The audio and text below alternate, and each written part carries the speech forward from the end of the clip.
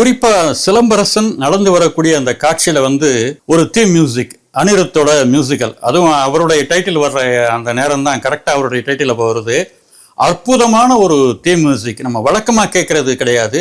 இது ஒரு புது மாதிரியான ஒரு விஷயம். அதுதான் அந்த டைரக்டர் வேற மாதிரியா அவங்கள்ட்ட போய் அந்த விஷயத்த சொல்லி எதிர்பார்க்கும் போது அந்த கலைஞர்கள்ட்டேருந்து வரக்கூடிய விஷயம்தான். அவ்வளவு பிரமாதமான ஒரு தீம் மியூசிக்கு. அப்போ அந்த கொலையை பண்ணிட்டு தான் அவர் வர்றார் சிலம்பரசன். கையில் பெரிய கத்தி, உடம்பெல்லாம் ரத்தம். அதை பார்த்துட்டு அவரே வெறுத்து போய் பக்கத்தில் இருக்க ஒரு சின்ன டேப்பை தண்ணியை திறந்து முகத்தை கழுவுறாரு. அப்போ ஒரு கும்பல் பின்னாடி வருது. யாரா நம்ம வீட்டில் நம்ம ஊரில் புகுந்து ஒருத்தனை அடிச்சு கொண்டுட்டு போயிட்டாங்க, அவனை விடக்கூடாதுன்னு கத்திட்டு வராங்க. அப்போ சிலம்பரசன் திரும்பி பார்க்கக்கூடிய ஒரு பார்வை, அந்த கண்கள் 1000 கதைகள் சொல்லுது. அப்புறம் அவர் நடந்து வரக்கூடிய இடத்துல அந்த பர்டிகுலர் அந்த தீம் மியூசிக்கில் குதிரை கணக்கிற மாதிரியான ஒரு சத்தம் ஒரு 3-4 முறை பயன்படுத்தப்பட்டிருக்கு. ரொம்ப அற்புதமாக இருக்குது. அது அவ்வளவு அழகாக அந்த காட்சிக்கு பொருந்தி இருக்கு.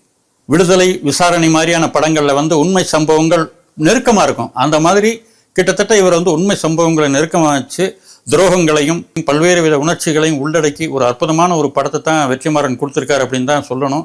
அதுக்கு உண்டான விஷயங்கள் இந்த ப்ரோமோவில் இருக்குது.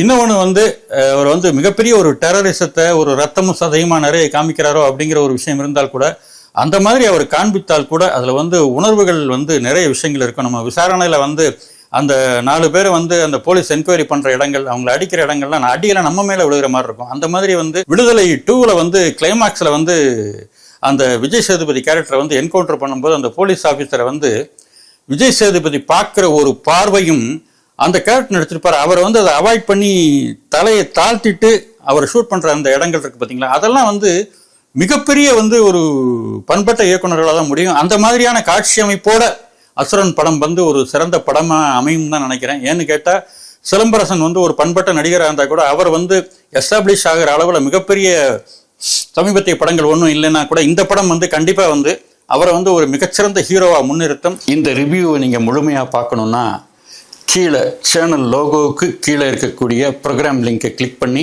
முழுமையாக பார்க்கலாம்.